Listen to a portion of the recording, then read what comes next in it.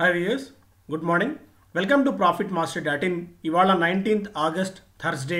ఓవర్గా ఇంటర్నేషనల్ మార్కెట్స్లో పర్ఫార్మెన్స్ ఏ విధంగా ఉంది, మన మార్కెట్స్ని ఇంపాక్ట్ చూపించే అంశాలు ఏంటి, ఇవన్నీ కూడా మనం చూద్దాం. ముందుగా ఏషియన్ మార్కెట్స్లో ఒక బలహీనమైన ట్రెండ్ ఉంది. నికాయ్ 0.5% నష్టాలను సూచిస్తుంది. షాంఘై కూడా 1/4% మేర నష్టాలతో ట్రేడ్ అవుతోంది. నిన్న ముగిసిన యుఎస్ మార్కెట్స్లో ఒక సెల్ ఆఫ్ మనం చూసాం. 1% పైగా నష్టాలు డౌ జోన్స్, S&P 500, నాస్డాక్ నమోదు చేశాయి.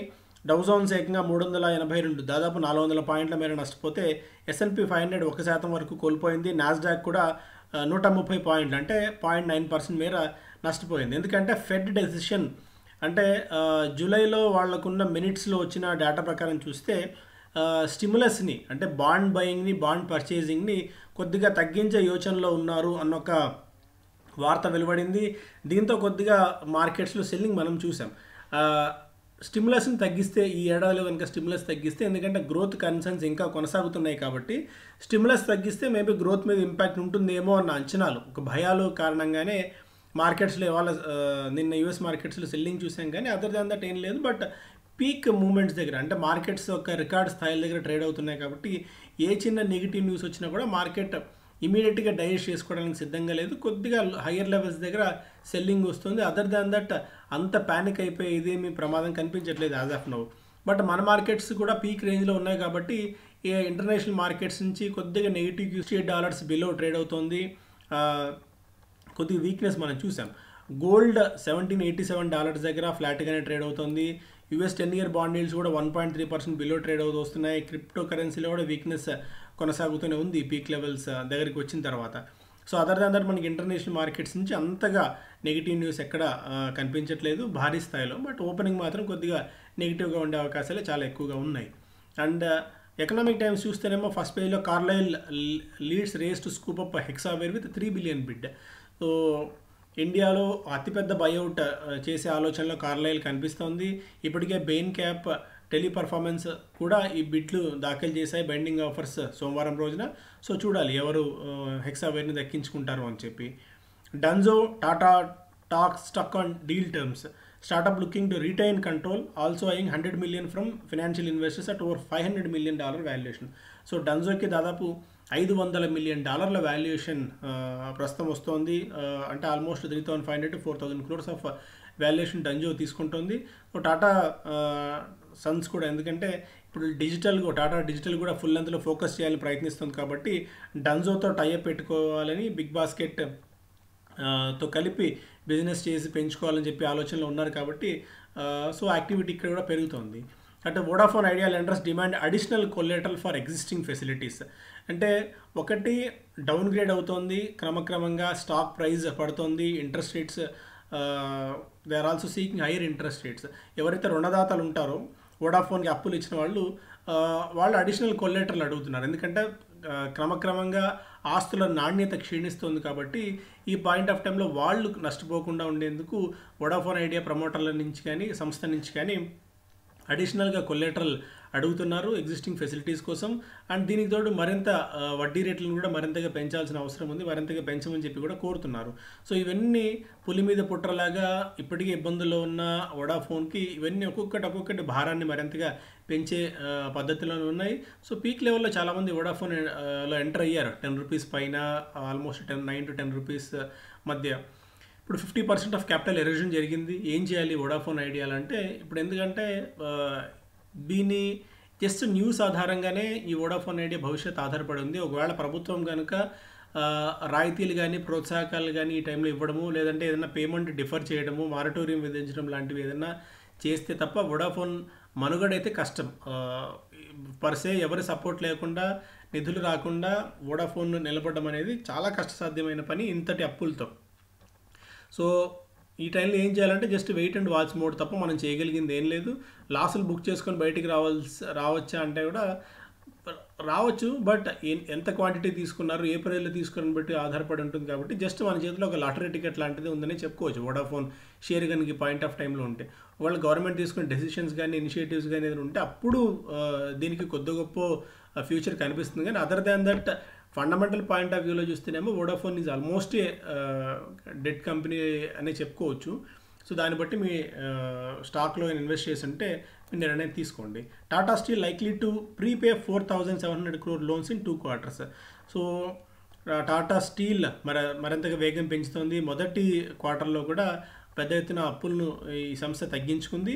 ఇప్పుడు రాబోయే 2 క్వార్టర్లో కూడా దాదాపు 5,000 కోట్ల రూపాయల మేర అప్పులను తగ్గించుకోవాలని చెప్పి, రుణ భారాన్ని తగ్గించుకోవాలని చెప్పి చూస్తోంది. సో పాజిటివ్ న్యూస్ అవుతుంది టాటా స్టీల్కి. ఇంకొక పాయింట్ ఏంటంటే metals May continue to shine, correction a good time to buy. So ఈ తర్వాత కూడా, ఎందుకంటే పీక్ స్టేజ్ తర్వాత ఈ స్టీల్ రిలేటెడ్ స్టాక్స్లో కొద్దిగా సెల్లింగ్ అయితే వస్తుంది, ప్రాఫిట్ బుకింగ్ వస్తుంది. బట్ స్టిల్ రాబోయే రోజుల్లో వీటిలో కొనుగోళ్ల మద్దతు ఇంకా ఉండొచ్చు, కొనుగోళ్లు బాగా జరుపుకోవచ్చు, స్టాక్ మరింత అప్సైడ్ ఉండొచ్చు అని చెప్పి స్ట్రీట్ ఎక్స్పెక్ట్ చేస్తుంది. ఎందుకంటే కొన్ని డ్రైవర్స్ ఉన్నాయి. ఒకటి, డిమాండ్ పెరుగుతోంది. ఇప్పుడు బయట మీరు ఎక్కడ చూసినా సరే కన్స్ట్రక్షన్ యాక్టివిటీ విపరీతంగా ఉంది, ఇన్ఫ్రాస్ట్రక్చర్ బిల్డింగ్ చాలా ఎక్కువగా ఉంది. అండ్ ప్రభుత్వం కూడా ఈ గతిశక్తి ప్రాజెక్ట్ కోసం కూడా ఇన్ఫ్రాస్ట్రక్చర్ని మరింతగా బిల్డ్ చేయాలని చెప్పి చూస్తుంది. వాటన్నిటి కూడా ఇన్ఫ్రాస్ట్రక్చర్ అవసరము, స్టీల్ డిమాండ్ బాగా ఉంటుంది. అండ్ దీనికి తోడు బ్యాలెన్స్ షీట్ రిపేర్ కూడా వివిధ కంపెనీలు చేసుకుంటున్నాయి. చైనా తన ధరలని ఏదైతే ఇంటర్నేషనల్ మార్కెట్స్లో ఉన్నాయో ఆ ప్రైస్ని చాలా ఫర్మ్గా అట్టిపెట్టుంది. సో ఇవన్నీ కూడా మెటల్ స్టాక్స్ మరింతగా అప్సైడ్ వెళ్లేందుకు అవకాశం ఉంది.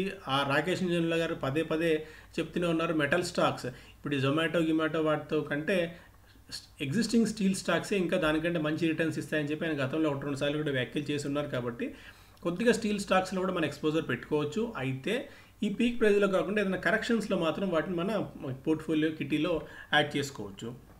ఇప్పుడున్న వాటిలో టాటా స్టీల్కి ఇంకా అప్సైడ్ 14% ఎక్స్పెక్ట్ చేస్తున్నారు ఉన్న ప్రైస్ నుంచి. సెయిల్లో ఆల్మోస్ట్ 37%, సెయిల్లో రాకేష్ ఇంజన్ల కూడా ఫోకస్ ఎక్కువగా ఉంది. సెయిల్లో జిందాల్ స్టీల్ అండ్ పవర్ కూడా అప్పులు బాగా తగ్గించుకొని ఫ్యూచర్ ప్రొజెక్షన్ చాలా పటిష్టంగా చేసుకుంటుంది. కొత్తగా వచ్చిన శ్యామ్ మెటాలిక్స్ కూడా కొద్ది గొప్ప ట్రై చేస్తే చేయొచ్చు. బట్ సెయిల్, టాటా స్టీల్ లాంటివి మన ఫోకస్లో ఎక్కువగా ఉంచుకుంటే మంచిది, జిందాల్ స్టీల్ అండ్ పవర్ లాంటివి. అదర్ దాన్ దట్ ఇక్కడ నుంచి కూడా ఇంకా మరిన్ని స్టాక్స్ ఉన్నాయి. అయితే లాస్ట్ 1 వీక్లో కొద్దిగా ఈ స్టాక్స్లో సెల్లింగ్ వచ్చింది కాబట్టి ఏదైనా మన కరెక్షన్స్లో, డీప్ కరెక్షన్స్లో వీటిని మనం ఇన్వెస్ట్ చేసుకోవచ్చు. ఇండస్ఇండ్ బ్యాంక్ స్టాక్ పడుతున్న తర్వాత హిందూజా గ్లోబల్స్ వాళ్ళ కొలేటరల్ పెంచుకోవాల్సి వస్తుంది. ఎందుకంటే వివిధ ప్రాంతాల్లో తమ బిజినెస్ పెంచుకోవడానికి ఇండస్ఇండ్ బ్యాంక్ షేర్లను తనఖా పెట్టి వాళ్ళు వ్యాపారాన్ని చేసుకుంటున్నారు. అయితే ఇండస్ఇండ్ బ్యాంక్లో సెల్లింగ్ కొద్దిగా రావడం వల్ల వాళ్ళు కొలేటరల్ పెంచుకోవాల్సిన అవసరం ఉంది అన్నది ఒక వార్త. ఇక HDFC Bank will come with a bang in cards biz tap tech edge. So Sashidhar Jagdishan గారు చెప్తున్నారు, హెచ్డిఎఫ్సి బ్యాంక్ కొత్త ఎండి. ఇప్పుడు Reserve Bank of India credit cards మీద ఆంక్షలు ఎత్తివేయడం చేసిన నేపథ్యంలో ఈ క్రెడిట్ కార్డ్స్ బిజినెస్లో ఫుల్ లెంత్ బిగ్ బ్యాంగ్తో మళ్ళీ కంబ్యాక్ అవుతామని చెప్తూనే టెకెడ్జ్లో ఈ టెక్నాలజీ విషయంలో మాత్రం హెచ్డిఎఫ్సి బ్యాంక్ వెనకబడుతూనే ఉంది ఇంకా కూడా.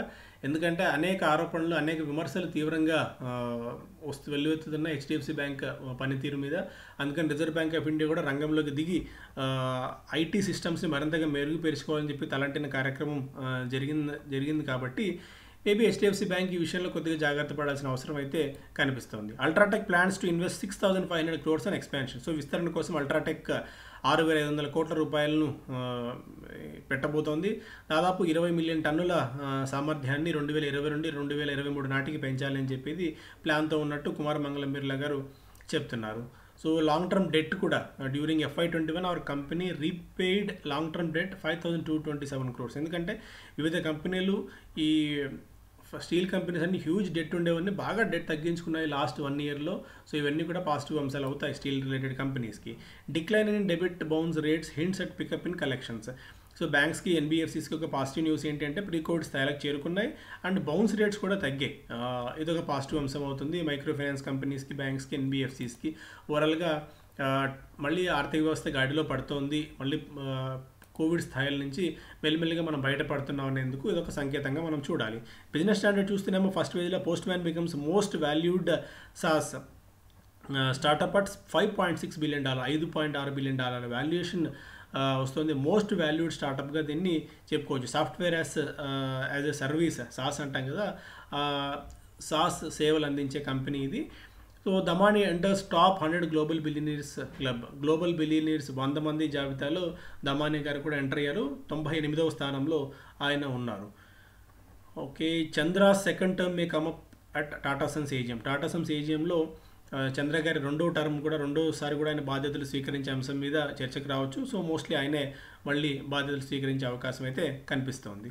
So liquor stocks in high spirits and volume recovery. దేశవ్యాప్తంగా మళ్ళీ అన్ని బిజినెస్లు పెరుగుతున్నట్టే లిక్కర్ స్టాక్స్లో కూడా లిక్కర్ కన్జంప్షన్ కూడా పెరుగుతోంది. అందువల్ల లిక్కర్ రిలేటెడ్ స్టాక్స్లో బయింగ్ మనం చూసాం.